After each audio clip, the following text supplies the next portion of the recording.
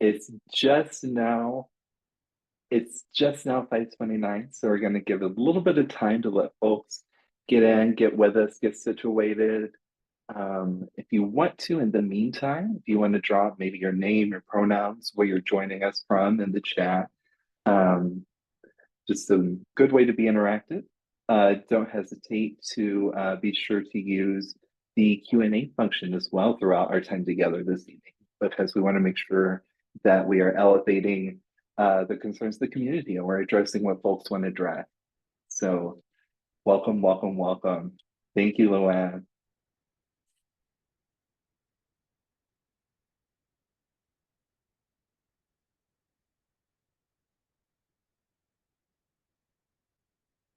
I guess I could share that I am joining from the Southwest. I am in Cincinnati this evening in my home. Uh, it looks like we have people from all over the state. This is fantastic. Such a wonderful thing to see in a moment like this.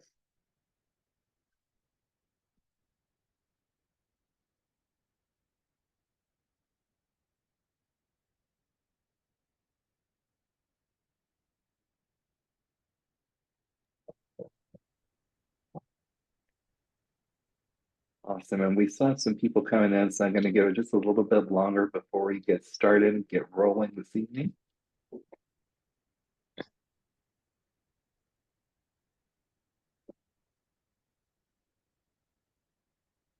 Mark, welcome.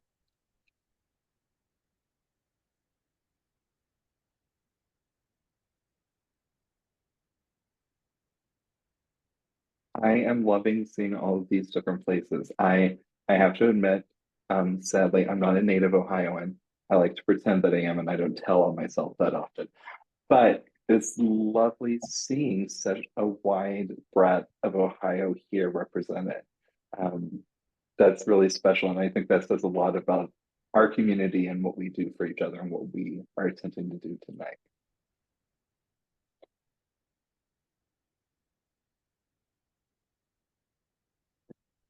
Mike, would you recommend giving it just a few more minutes? Yeah, let's give it one more minute and then we can go ahead. Sounds good. Thank you.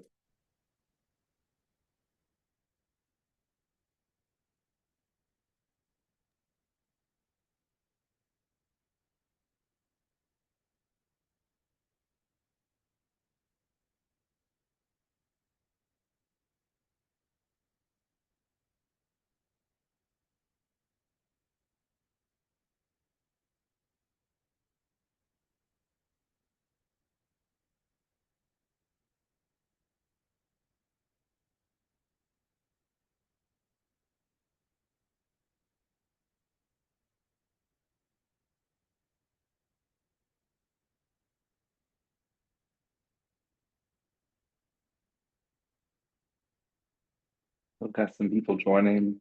Good thing to see, good thing to see.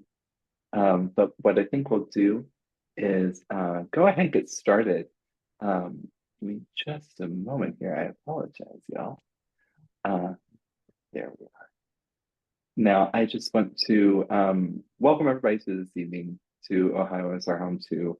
Um, there's a lot of ground to cover, and there is a lot we would like to get through. Um, the purpose of this webinar is to come together as a community and see where we are, what the actual lived experiences of where Ohioans are in this moment, talking about what is actually at stake currently and what we can do in this moment to rise to meet it and take it head on. I also want to take a moment for us to take a collective kind of breath, just in through the nose, out through the mouth.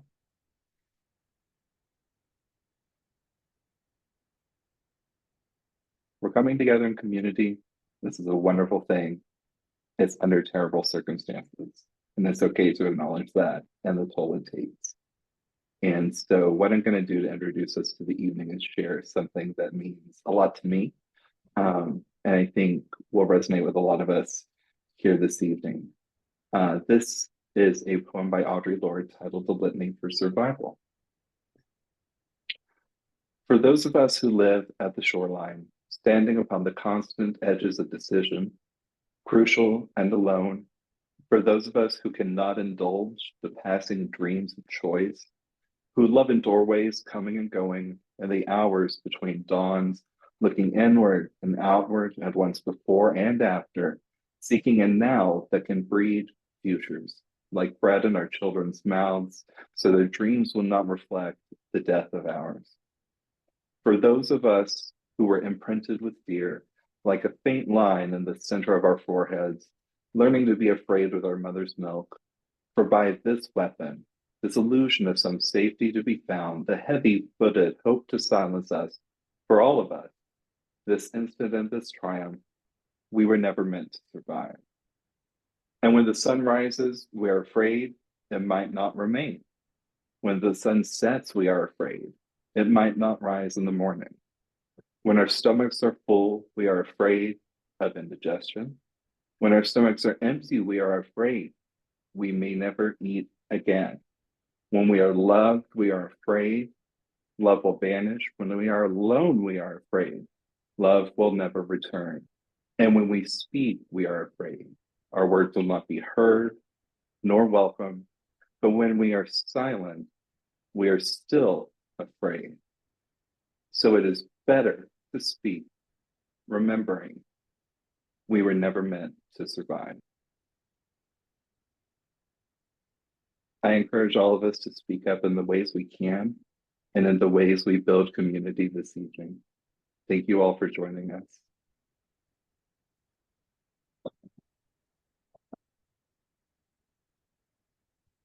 Okay, I think it might be me. My name is Ann, Ann Anderson, and I am the parent of a transgender child who, pretty much from the time that she could walk and talk was insistent, consistent, and persistent about her being a girl. Her being the first transgender person that I had really ever met, or that was out to me, because I'm sure I'd come across other transgender people. It was just very new to me, and I had a huge learning curve in order to learn how to better support my daughter. So, with that being said, she used to attend a Catholic school along with my other two children. I have three children, and my daughter was at the age of 7 thrown out of the Catholic school that she used to attend. So during that process, I made myself aware and friends with a lot of people that were getting involved as far as activism goes, because I know that I just couldn't sit on the sidelines because things were ramping up all over the country as far as anti-trans legislation. So I sought out people that were doing the work, and I started going to the state house with my daughter. She's testified. She's only 14 years old. I think she started testifying when she was like 12 years old. Because of the state of affairs of in Ohio, things are pretty desperate. We've met a lot of people down at the state house that are doing the work, as far as speaking out, but we definitely need more people. Um, Emailing, phone calls about all of the anti-trans bills. Because once my daughter left the Catholic school, she went to the public school, and I found that this was back in 2016. So this was a while ago. But she went to the public school and was able to use all of the girl facilities and all of the everything. She was able to play on the girls' sports teams like she was supposed to. She is able to participate in everything because she's a real girl. And now they're trying to take all of those rights away. They want to ban her from playing sports. They want to ban her health care. My daughter has been receiving gender affirming care since she was younger, and it saved her life. She told me she would not be here had she had to go through a male puberty. And that's why gender affirming care is so important, because when kids are telling you these things, I know sometimes it's hard for parents because mine was so young. So I kind of had to let her lead. And I know to some people that's like, whoa, she was 3 when she started voicing that she was a girl, but she did not transition socially until she was about 6 years old because it took us that long to be able to have just to have everything in order for her and for me to know what to do. So like I said, we've been going to the state house. We've been going to school board meetings, getting involved in at the local level is huge because our school board meetings are being taken over by these radical extremist groups like Moms for Liberty, Gays Against Groomers. I'm constantly called a groomer for having and loving my transgender child and supporting her. And I mean, when you have a child, you sign up to be a parent no matter what, and that's what I intended on doing. So, um, that's what we do. Brady has spoke. She's my daughter. At the school board meetings, I have spoke at the school board meetings. I would love to say that that has not come with any blowback, but it has. People in the community, some of them are just not. They're very ignorant to what it means to be transgender. So I feel like I use my privilege in order to educate people out here because when I was going through the situation with my daughter where she was being thrown out of the school, I was looking for support and there was really not a lot of people out here. And I live um in Lake County in Northeast Ohio. So there was not a whole lot of people out in this area that I could talk to that I knew of. But getting connected with your local organizations, Equality Ohio has been amazing. I work with Trans Allies of Ohio. It's a lot of parents or trans people themselves that are doing legislative work to try and get our voices heard so then we don't have these bans. But we need more people because the more people we have, it's harder to ignore. It's harder to ignore that there's a whole community of people that are suffering. And the scary part that I found is when I do talk to people about the atmosphere, well, the political climate in Ohio, they don't know what's going on. They don't know anything about the anti-trans bills. It just seems like it's flying under the radar, and I don't know how that can be because maybe people just aren't tuned in. But as it gets closer to election time, especially November, they're definitely going to be. And with that being said, also, like I said, I'm very involved in the state. I go down to the state legislature and testify, but being involved in citizens, not politicians, is a gerrymandering effort that we desperately need passed because if it does not get passed, we will not have the redistricting lines. So we do not have these far right candidates or where we're gerrymandered into never getting out of this because we saw Michigan, what they did, and they were able to flip the state. We need to be able to, unfortunately, I would Democrats are the only ones that are listening to us as far as what we are saying. So, I mean, if we had more Republicans that would be willing to listen, that would be great. Because I do believe that we need to be able to have a meeting in the middle here, but not at the compromise of anyone's rights. They need to understand that transgender people are real people and they deserve health care just like everyone else. They deserve to play on the sports teams just like everyone else. I've lived in Ohio for most of my life. I take care of my father and I do not plan on moving. Um, so I just I wish that more parents or people that have privilege in order to stand up for the trans community or the LGBTQ community at all would use their voices because it's desperate times are calling for desperate measures, and we're at the desperate measures point. We need everyone to email and everyone to show up.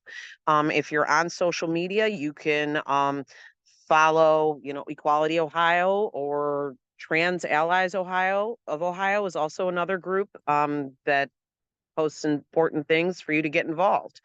Um, I'm on Facebook. I am my name is Ann Anderson. If you want to reach out to me, I'm not hard to find. That's fine with me because, like I said, I didn't really have anybody to direct me to let me know what was going on, and it's important to have a point person that can let you know because without those people, we are where we are. It's just it's desperate. Like I said, desperate times are calling for desperate measures. So we see the same faces a lot when we are at the State House. I would love to see some new faces.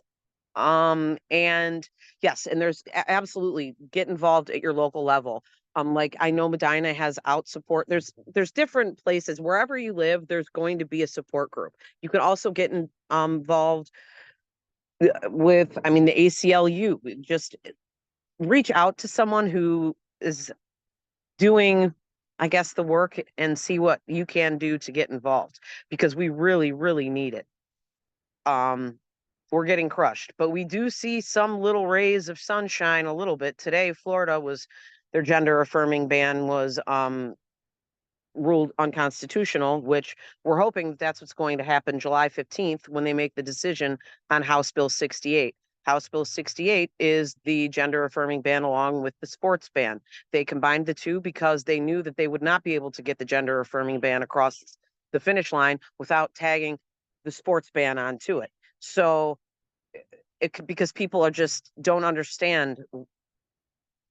They don't understand transgender athletes. They just don't seem to. And we have a lot of work to do as far as getting people to hear us and to listen because now there are the language is there. The knowledge is there. When you know better, you should be doing better. So that's what I'm trying to do. And I hope that everybody here, I have a little disarm hate shirt on. Because we need everybody on board to help us. We are struggling, and go to your pride events. Go and show support to a drag show. All of these things are important because they're banning everything so that it's impossible to focus in one area. And so that's it. Like I said, my name is Ann Anderson. I'm on Facebook. If you'd like to, you could send me a message and we can hook up, or whatever you need from me to help you be a better advocate. I'm more than willing to help. And so, yeah, that's pretty much it. Wonderful. Thank you so much, Anne. We're going to head back to Sol from Equality Ohio right now to get us into the origins of Ohio is Home. Over to you, Sol. Thank you so much. And thank you, Anne. It is a genuine treasure to hear you speak because of the way you move and activate people. It's very inspiring, and I am deeply appreciative for the work you do on behalf of your daughter and on behalf of the community at large. So what we want to talk about this evening is Ohio is Home, and we'll give some background to start out with. Ohio is Home, we're a coalition created last year in response to the imminent passage of HB 68. This is a coalition made up of businesses, nonprofits, and individuals that are declaring Ohio is home for all of us. And that includes every LGBT plus Ohioan. Anti-trans and anti-LGBTQ legislation drives us away from and out of our homes. Ohio is Home, we circulated a letter which was signed by 2,890 businesses, nonprofits, grassroots organizations, and individuals declaring that hate has no home in Ohio. We then held a press conference to announce the coalition to the public and further urge lawmakers to reject HB 68. Given the ongoing fight against anti-LGBTQ plus legislation and the stakes of this current moment, we're going to continue our efforts as a coalition to educate the public and encourage action from businesses, nonprofits, and individuals alike. And we are rebranding to Ohio is Our Home too. A little important twist there. Wonderful. Thank you. We're going to head over now to Dara Adkinson from Trans Ohio.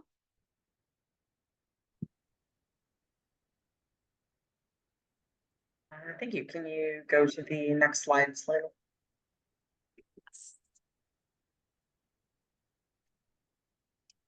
So starting, harkening back to some of what Anne was saying, with stakes of the moment on the local level. Our school boards have a massive amount of impact on, of course, education, but on communities as a whole. And we have seen an intentional tide from national hate groups such as Moms for Liberty, funding campaigns to turn the tide in school boards across Ohio. Now, in November, we did thankfully see many of their candidates defeated, but not all of them. And there are many more school boards that have, unfortunately, taken a sway to conservative extremism and passing policies that are anything but pro-education. Trans Ohio has specifically through our emergency fund been helping out a number of families that are impacted directly by some of those local level school board problems. You know, to the stake of the moment, can you imagine a school board creating a policy that would target one specific student? Because that's literally what we are seeing in some of the smaller districts in Ohio. And that is a stake that an individual has a lot of power to take up against. Next slide. So let's look at Belafonte as an example of both the negative, but also the potential for positive power that a few people can do on a local level.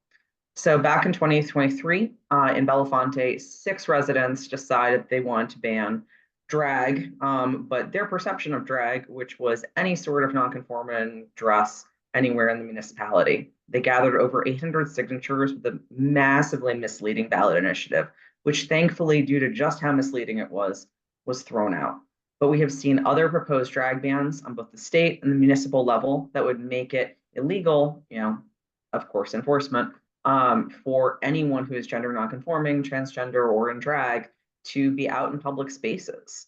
And that is a huge stake for a number of people, so many people in Ohio who don't even realize they would be affected by that kind of legislation. But what's important about the Belafonte case specifically is how a few people were able to gather those signatures for a negative.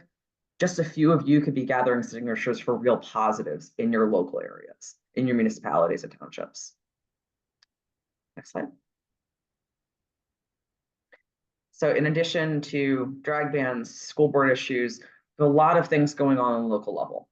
So there's 2 kinds of bathroom bans. We have bathroom bans being put out by city municipalities, making it, you know, illegal for people to go to the bathroom that aligns with their gender when they're trans in businesses, city buildings. And then we have them on the school level as well. And we've seen school boards try to put forth bathroom bans when there's only 1 trans student in a district, or sometimes even when there isn't an out trans student in a district, just because they have so much hate to give. Of course, bans against affirming care on the municipal level, in addition to the one that we have pending coming up in July 68 on the state level, and then curriculum bans in particular. Now, these curriculum bans are a real intersection of where bigots in Ohio are peddling their hate intersectionally, because they seek not just to ban LGBTQIA+ content, but also discussion of the civil rights movement, sometimes accurate descriptions of what Nazis were. The wide range of curriculum bans goes down to school board members wanting to select individual books that they dislike the content of, let alone what is fair for all students to have a base level understanding of how to be good people. And there's so many Title IX attacks happening as well. They're just, and honestly, there's more stakes than this even, but it just, the top level of what's going on a local level is everything we see at the state level, we see happening with city councils as well and with school boards. Next slide. But as I was starting to say, we can do a lot.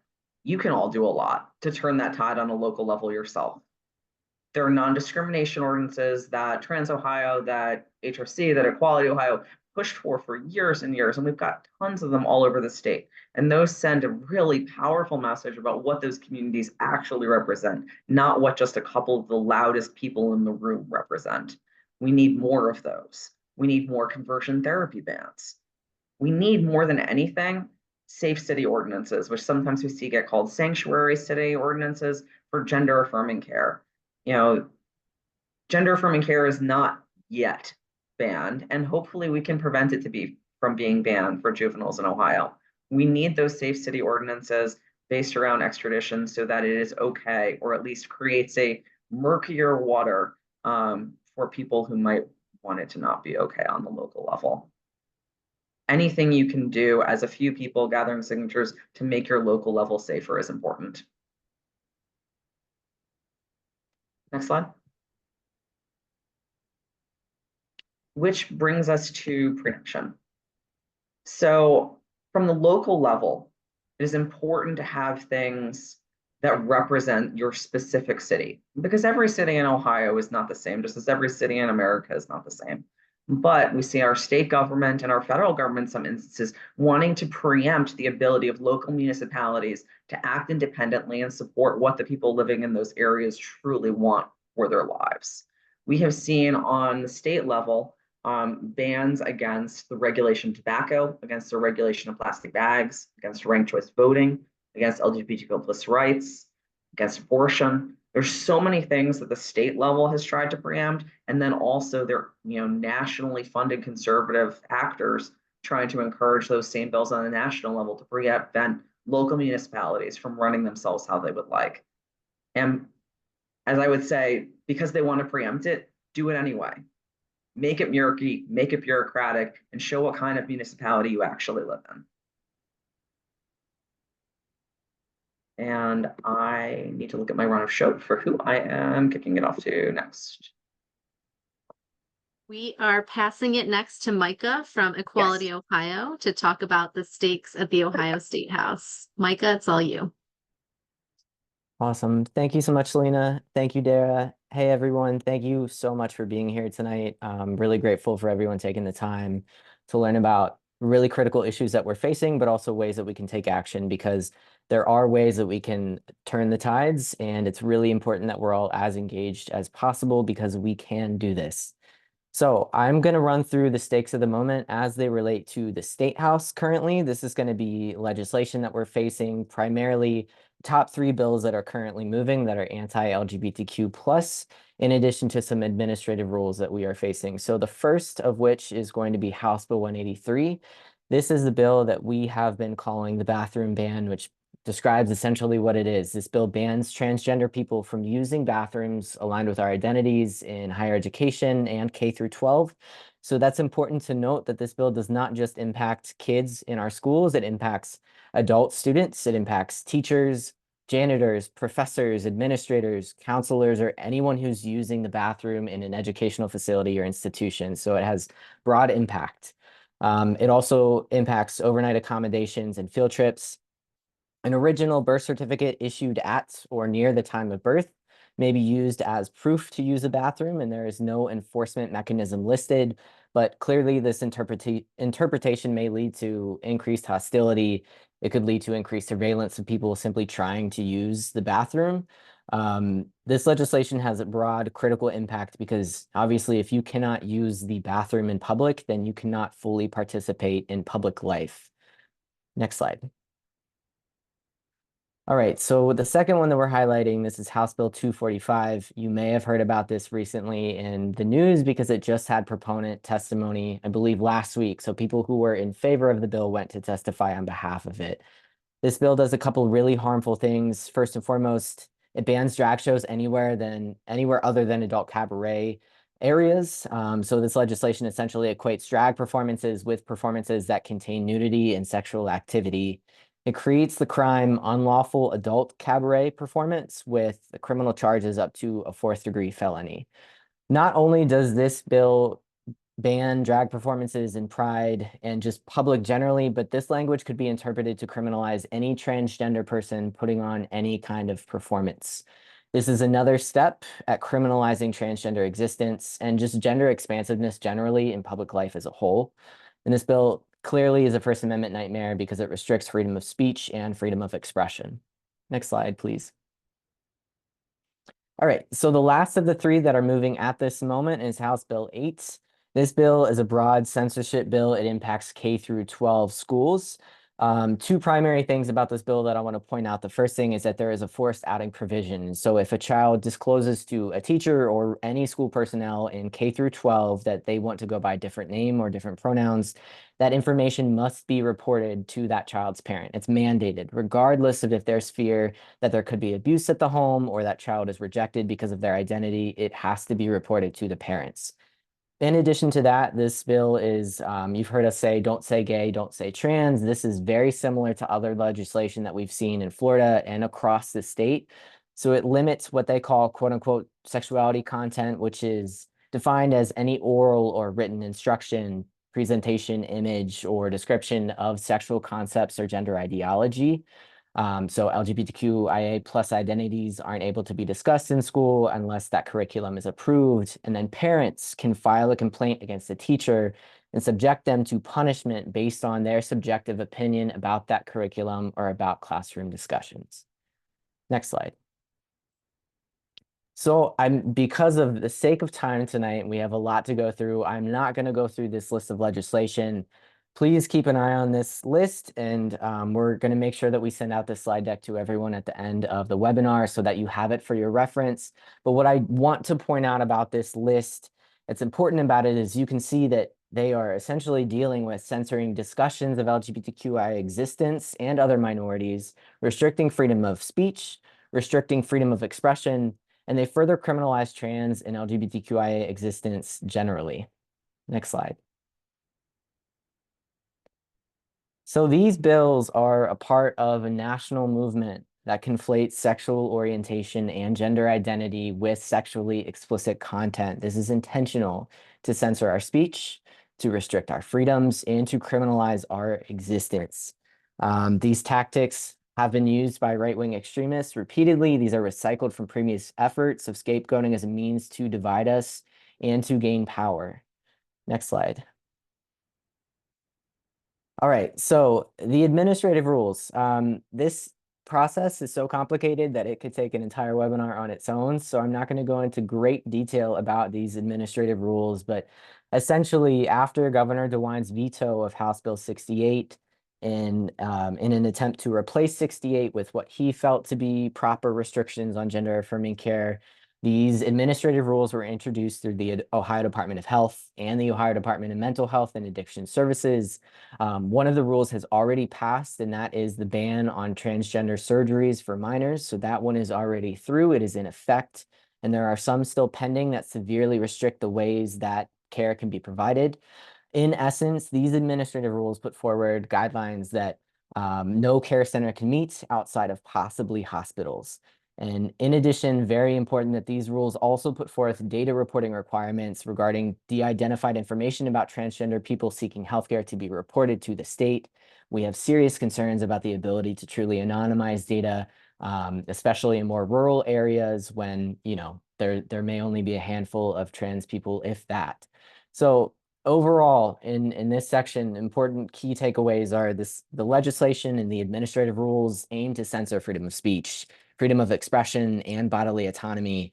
They curtail lived in legal equality for LGBTQ Ohioans. And I think, you know, it's fair to say that across races, across backgrounds, across genders, across our identities and orientations, we all want the freedom to be ourselves and to exist outside of prescribed boxes, no matter if we are LGBTQ or not.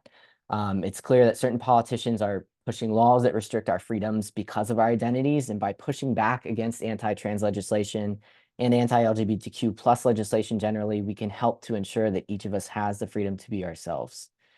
And I'll pass it back to you, Selena. Thank you. Thank you so much, Micah. I love that quote, freedom to be ourselves. And next up, we're going to hear from Al Snodgrass with HRC to talk about the Supreme Court of Ohio and the upcoming elections there. Thank you, Selena.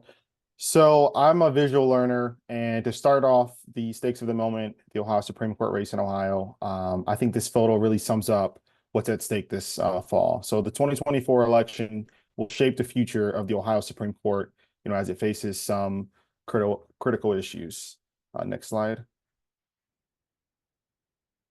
So you may ask, you know, okay, I keep hearing about this Supreme Court. What is the Supreme Court? What's the makeup? And what does the Supreme Court do? So some brief background points about the Supreme Court. It's the highest court in our state. The justices' terms are 6 years. There are no term limits, but judicial offices, you know, including justices, are age limited. So they may not run for office if they will be 70 on or before the date of the election. It's one of the three branches of government. So you have the judicial, the executive, and then you have the legislative. It's the court system, and its main priority is to settle disputes, and it's usually a last resort court. Most cases it hears come from Ohio's 12th District Court of Appeals. Next slide. It also has jurisdiction over. Oh, back one.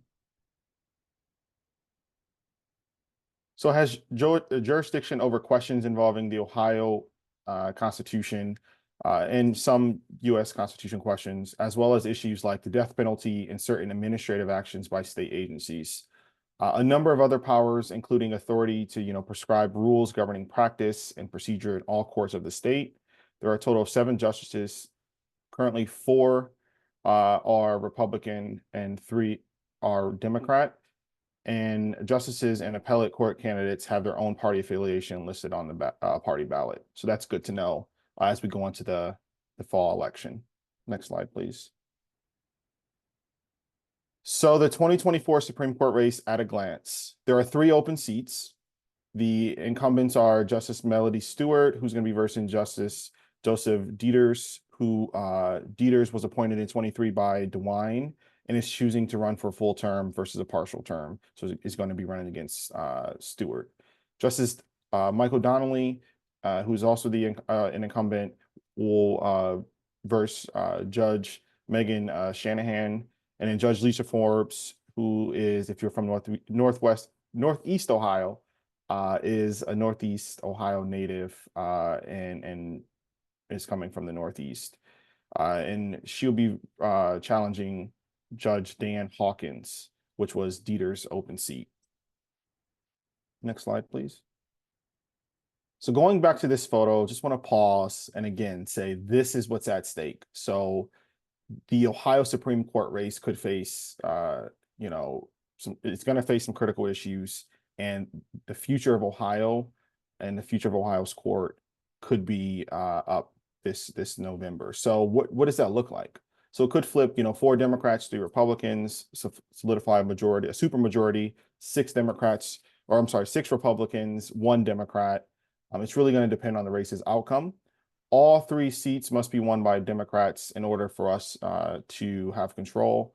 And then remember, 57% of Ohioans voted to back repo rights. So there's an opportunity to flip those seats. So I want to say that again. There's an opportunity to flip those seats. This fall, we must really educate ourselves, our families, folks in our communities about the justices, how they have voted, what is their equality record, what is their record on, bodily autonomy issues, and really encourage folks to vote their values. And I'll pass it back to Selena. Wonderful. Thanks, Al. We're going to now hear from my colleague, Sean McCann, the ACLU of Ohio policy strategist, to talk about citizens, not politicians. Sean. Awesome. Thanks, Selena. And hey, everyone. Like Selena said, I'm Sean. I'm on the policy team at the ACLU of Ohio, based out of Columbus. And like Ann mentioned, the Citizens Not Politicians ballot initiative, we will be, granted, we're still in the process of collecting signatures, but that is something that we hope will be on the ballot this November. I anticipate will be on the ballot this November. And Ann really hit the nail on the head. The problem that we face is that Ohio is one of the most gerrymandered states in the country. We know that politicians have been controlling this process for a very long time, and we've seen the outcome of politicians and lobbyists controlling this process.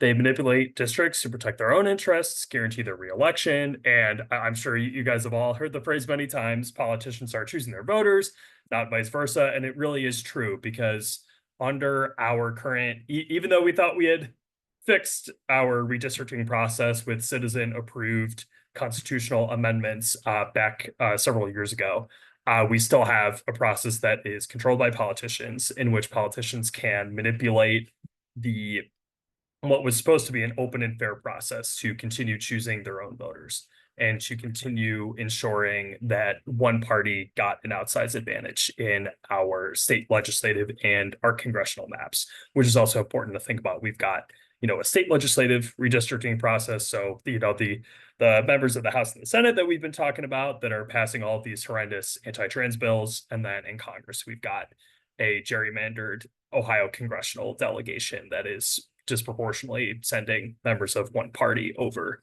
the other to DC. So, and I think actually there was a question in the chat that I can kind of hop in and address that goes really to that third bullet point.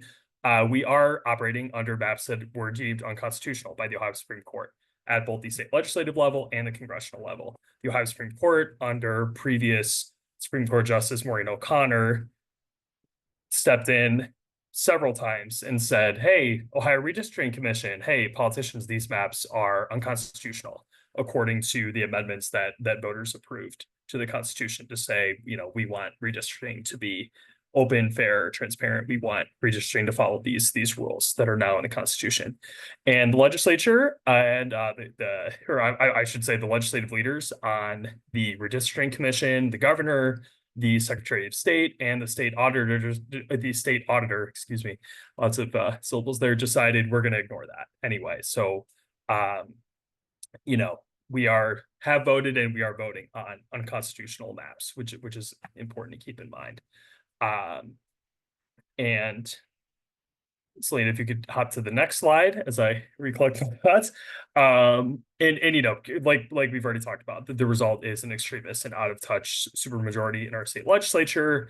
And we all in this room, our community has seen repeatedly this legislature focus on bills targeting LGBTQ plus people, particularly transgender, gender nonconforming, and intersex folks at the expense, at the exclusion of pursuing any other bills. We've got a historically unproductive legislature these last couple of years. This current General Assembly, the 135th General Assembly, has passed fewer bills than we've seen from the legislature in, I think, I want to say not since 1950, so well over 70 years. And we've also seen with bills like House Bill 68, which we were just talking about, with other bills that Micah mentioned, we've seen our community, we've seen, you know, trans folks and allies repeatedly outnumber the proponents of these bills by, you know, factors of 10 or more, depending on which bill you're looking at. We've just seen dozens and dozens of our folks come down and, like Ann was talking about, do such a beautiful job telling their stories, versus some people flying in from out of state, from some national extremist group, or, you know, a concerned citizen or two from somewhere who probably has no connection to the trans community, has no connection to, you know, the issues at hand, and come in and, you know, we've seen them time and again be outnumbered by affirming folks, by people who do not want to see these bills pass. So, you know, it really just the concept of the vicious cycle, I think, is the best way to understand this. We've just had decades of gerrymandering, particularly these last 15 or so years, and that feeds more and more extreme members who are going to introduce these bills, co-sponsor these bills, and pass these bills. So the solution, like we've alluded to, and to answer Marjorie's question in the chat, you know, what do we do when the Ohio Redistricting Commission ignores the Ohio Supreme Court, ignores their orders to redraw maps, and legislative leaders like Senate President Matt Huffman call it a difference of opinion with a co-equal branch that is empowered by the Constitution to tell them, hey, you need to redraw these maps? What do? We pursue a citizen-led process, which is exactly what Citizens Not Politicians will do. Under the Citizens Not Politicians amendment, the ballot initiative, citizens will lead a new independent citizen-led commission to replace the Ohio Redistricting Commission that will draw fair districts using an open and transparent process.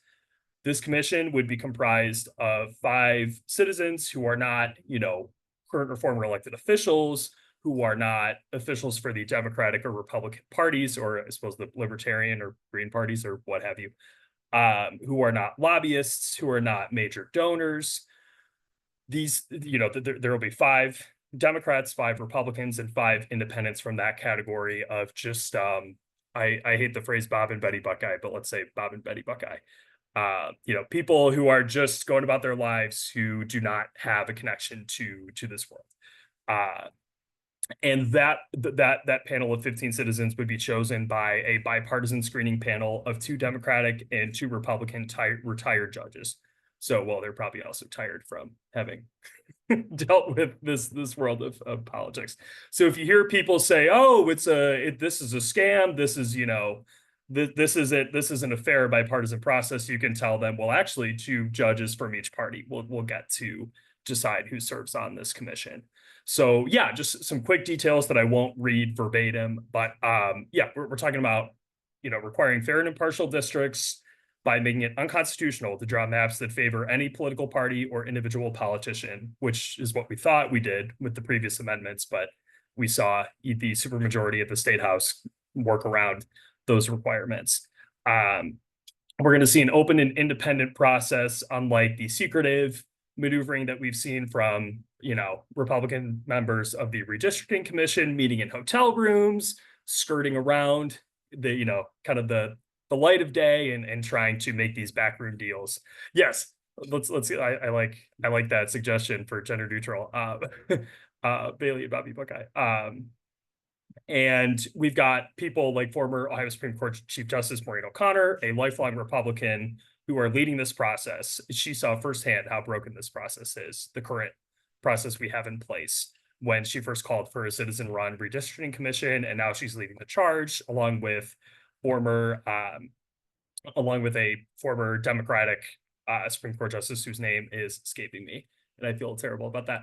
And I should also note the ACLU of Ohio is a key leader of the coalition. We are in this fight from start to finish to make sure that we send these corrupt extremist politicians a message. So with that, I will kick it back to Selena. Thanks, Sean. And we are going to close out our panel by hearing from Jen with the Kaleidoscope Youth Center to talk about ways to get involved and take action. Thank you. Yes, as mentioned, I'm Jen. I use she, her pronouns, and I'm the Director of Community Partnerships and External Relations with Kaleidoscope Youth Center. And I'm here to sum up how you can take action and make a positive impact in our community. Next slide, maybe. Okay, there we go. As you just heard, the Citizens Not Politician Initiative needs to get on the ballot. So what we need is for you to sign the petition. There is a link available there, and I believe it'll be put into the chat. But sign it first and foremost, and then also consider signing up for updates on how you can get involved in spreading the word about this, maybe even volunteering to collect signatures, all that fun stuff to kind of help us first get it on the ballot and then be able to empower the citizens, not politicians. And now I want to take a brief moment and talk to our small business owners or those who own a nonprofit. One of the most important things that you can do is just to ensure that your business is safer and more affirming for LGBTQIA+ people, particularly for our trans and non-binary community members.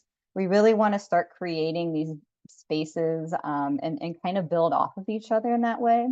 And the easiest way truly to do that is to start incorporating pronouns into your email signatures. If you have staff badges, put it on staff badges, add it to your websites, all that good stuff. But there's plenty of other ways that you can continue to create a safer and affirming space, including using chosen names, lose the dress codes, allow people to dress in a way that's affirming for them, and just creating just better environments in general. And anyone within our coalition of members here, we provide lots of information around what that looks like. So I encourage you to follow all the organizations that you're hearing from today, as well as share our info with your networks, and then go and talk to your friends and family and neighbors about what you're learning. Remember, knowledge is power, and that's how we're going to be able to combat a lot of the hateful rhetoric that we're hearing out in the community. And most importantly, if you're able, our politicians love to hear how small business, how they're impacting small business owners. So let's tell them. If you're able, testify in these committee hearings, such as HB 68. We heard from several small business owners on how hateful legislation like that will impact them, how they'll lose customers, how they'll lose staff. our next generation that's coming out of college, they're moving out of state, and we want to keep them here. And so they need to hear from you, and Equality Ohio can connect you with those folks as well as help you write testimony around that. Next slide.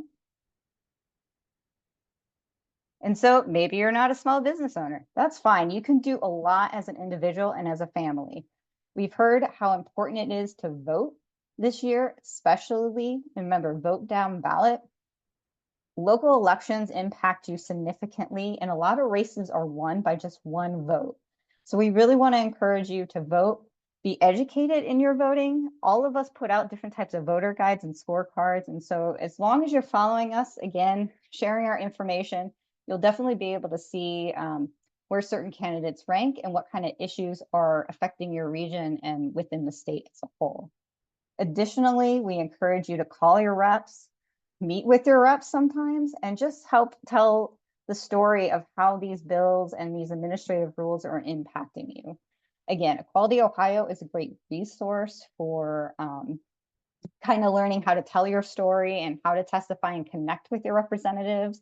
So there'll be a link in the chat and in the slide on who your rep is as well and how you can get in touch with them. And finally, if you're under 18 and you're watching this, or if you're a parent, a guardian who has a young person who wants to get involved but doesn't know how, Kaleidoscope Youth Center actually offers a monthly advocacy night where we talk with our young people and connect them with the different opportunities that there is available for them to, I know they can't vote, but they can testify and your voice can be heard. And if you don't want to go physically and be there, Kaleidoscope does show up to these committee hearings and we provide a voice for our youth. These bills directly impact them, and sometimes they're the ones that we hear the least from. So we want to make sure that they're being heard and that they have the tools they need to tell their story and impact their community, not just at the state house, but also at the schoolhouse. So to sum up, there is hope, and your voice, no matter what it is, does matter in this, and especially in this upcoming election. And all of us together truly can make a difference in this fight. So with that, I will kick it back to Q&A.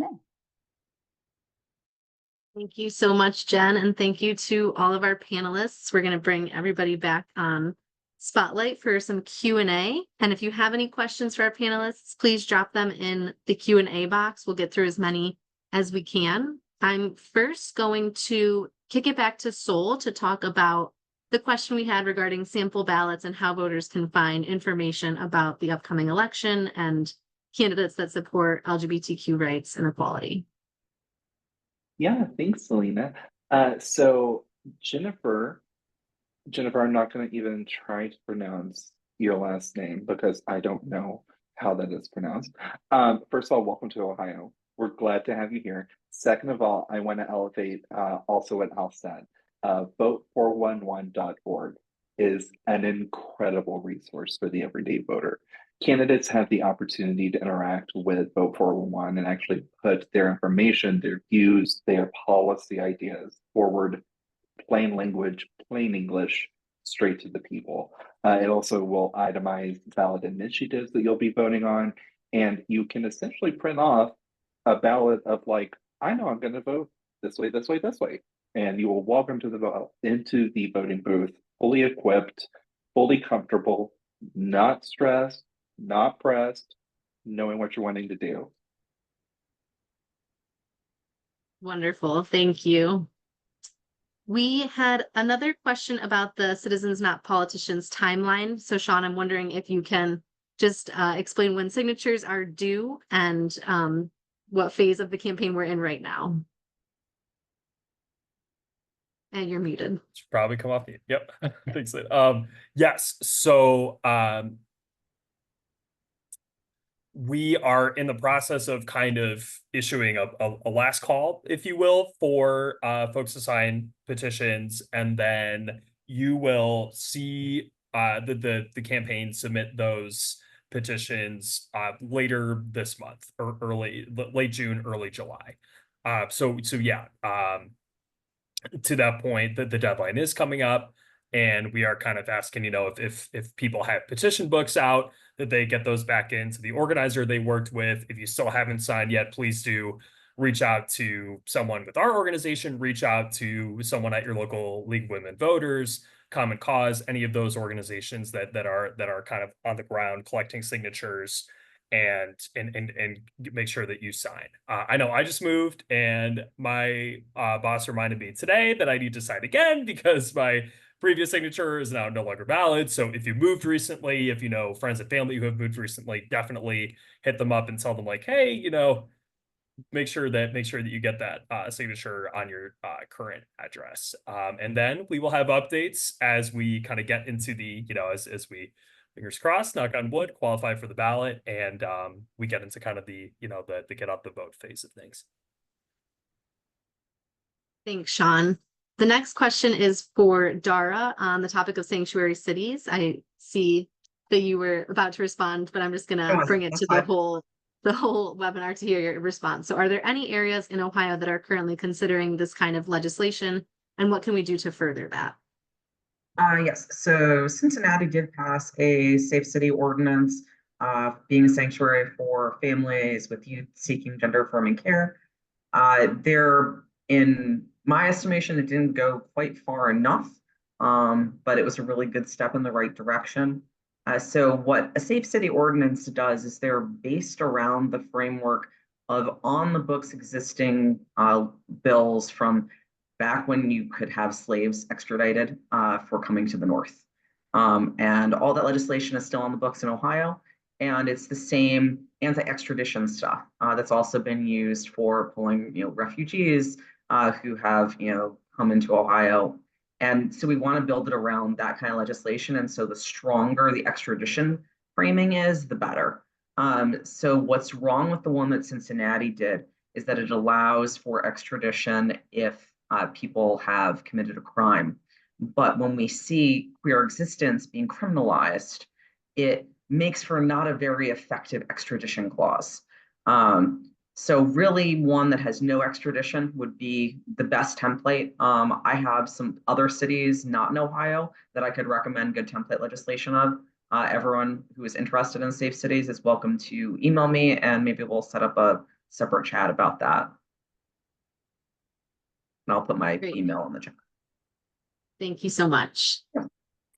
We have another question from Michael, and this I'm just going to open up to the whole panel about if any of our organizations presenting tonight offer resources or workshops for smaller suburban organizations. And Michael mentions that he is the founder of Rainbow Reynoldsburg, which is a local LGBTQ nonprofit organization. So if any orgs want to highlight any workshops or other resources you can provide to smaller regional groups, please feel free to mention those. Yeah, I'll jump in. Oh, sorry. No, you go. Kaleidoscope Youth Center actually does have an education and training program for small businesses around it. It started off as the LGBTQ youth experience, but we've really expanded beyond that. And we have actually even a new one that's around advocacy training. I can put a link in the chat to our education page, but it's open to any group that kind of wants to learn more on, you know, one, how to make spaces safer, more affirming, and two, what you can do to kind of help youth or anyone within the community and how to support them. I was going to jump in and say a few things as far as resources go. First of all, I can't type in Paul. There we go. That's, oh, I sent it to hosts and panelists. That's not useful to everyone. I'm trying to provide everybody with my email address. I like to have an open door policy. If I'm not the right person to be talking to, I will do my best and my damnedest to find the right person for you to be talking to. Resources for smaller local things. I think a lot of folks would make excellent use out of Equality Ohio's recently released 2024 candidate scorecard. We give statewide office scoring for candidates seeking public office in the state of Ohio. That is a very informative tool. I think there are a couple other things that are important to highlight right now, which would be Trans Ohio's legal clinic. I know, Dara, you're I believe you all are currently accepting clients. I don't want to speak for you because that is not, I don't want to put you in that Clients, position. we're backed up 2 months. We are giving out grants currently as well. Fantastic. Thank you for sharing. I didn't mean to put you on the spot like that. I am also going to share Quality Ohio's link tree.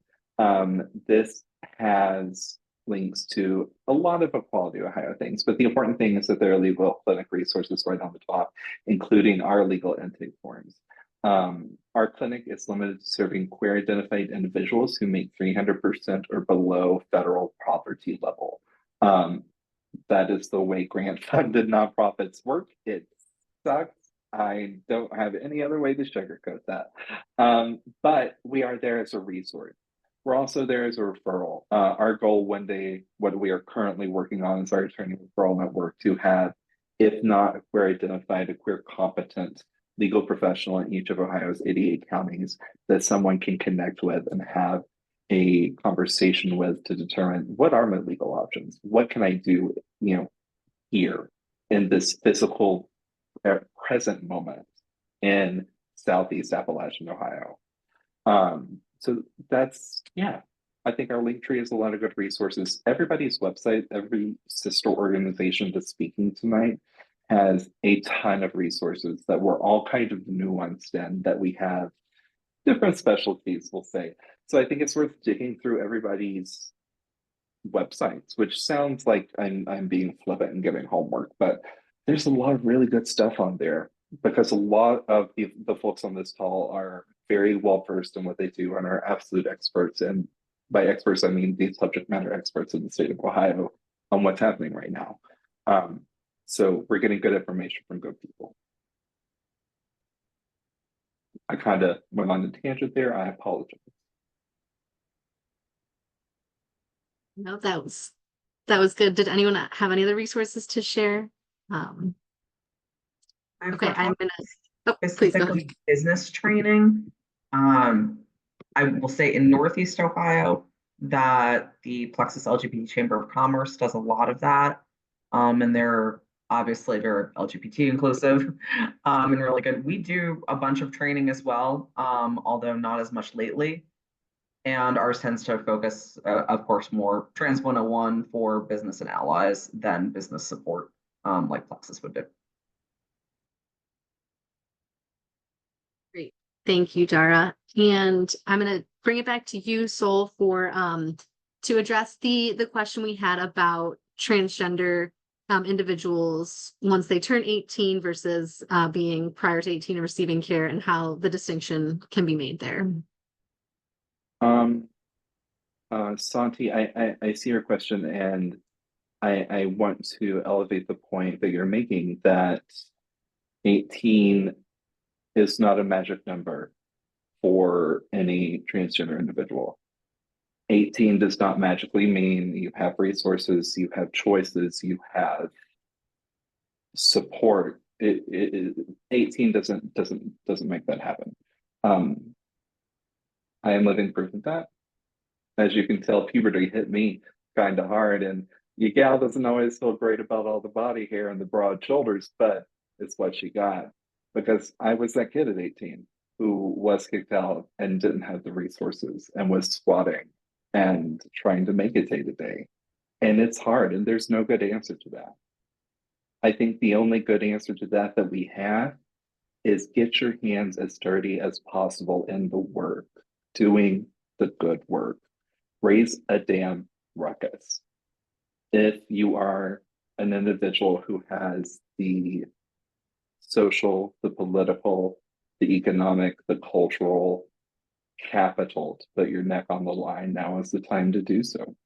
Because that's what will prevent situations like that from happening to queer children. For 18 to supposed to be this magic number of freedom, and it instead being a point of departure for being solely on your own. Thank you very much. That was beautifully said. We have 2 more questions, and this one I think Sean or Micah is probably best suited to address. The question is, I know contacting our representatives is important, but when I'm contacting my Republican representatives, I feel like I'm streaming into the void. Is there a way to reach these representatives or at least make a dent? Yeah, I can take a shot first, and then Sean, feel free to piggyback. I hear that. I feel you. That's how I feel every day in this job. And I think Sean and others can relate.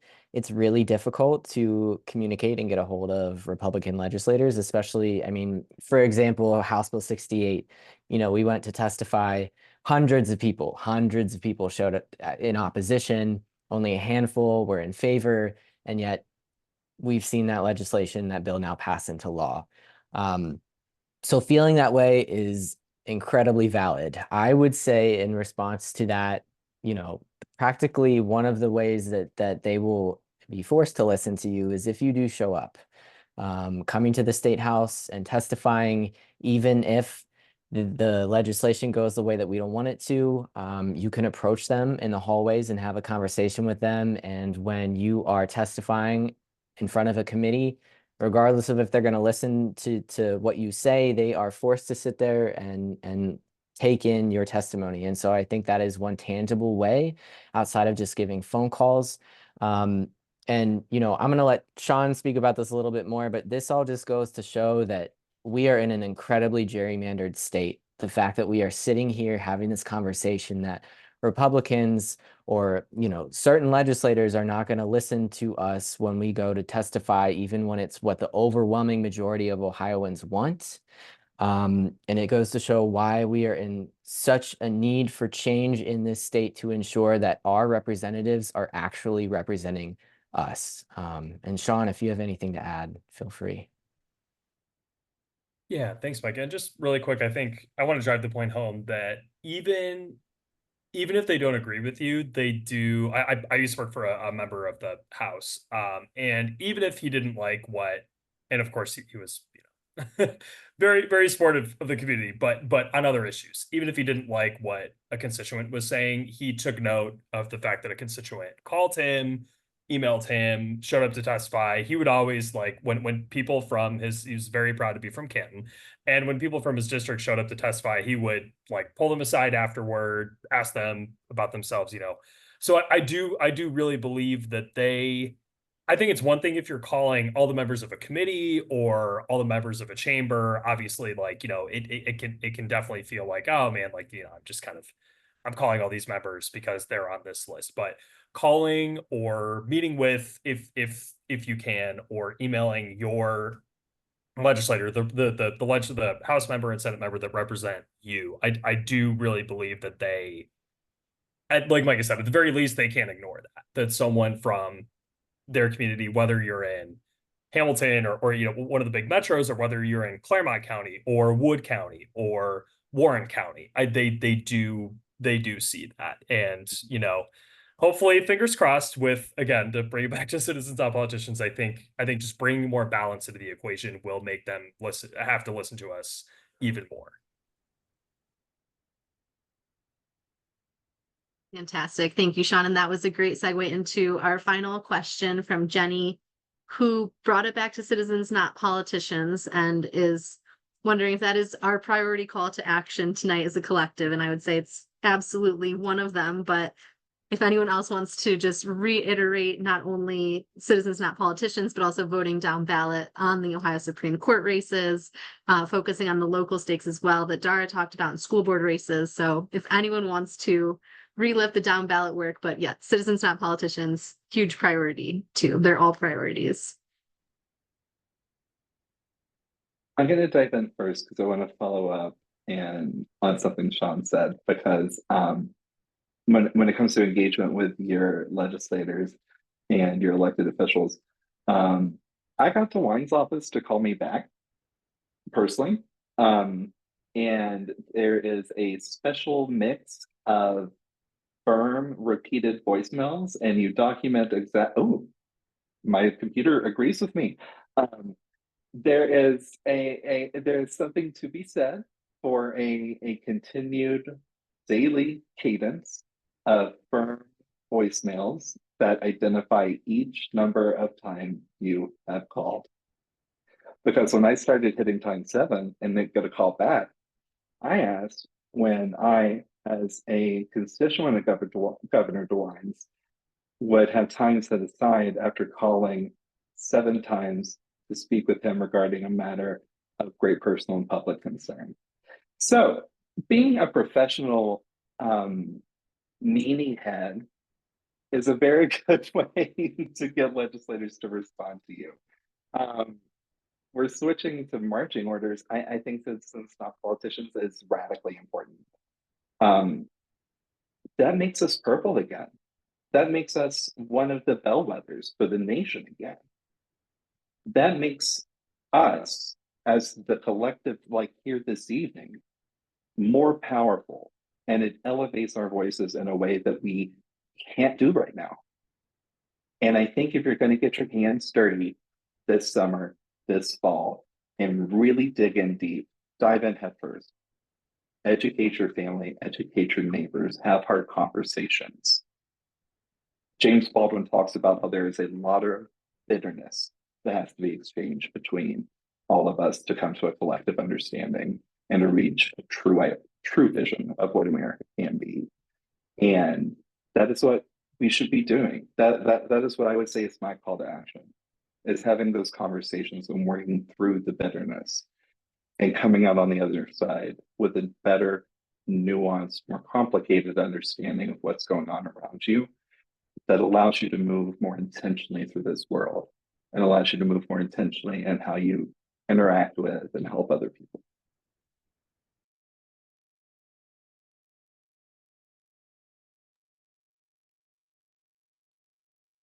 Beautiful closing remarks, and I think we could probably just end it where we started. So thank you so much to all of our panelists. Thank you to everyone for coming tonight. We have dropped so many resources in the chat. We will compile all of them along with our PowerPoint slides and send a follow-up email.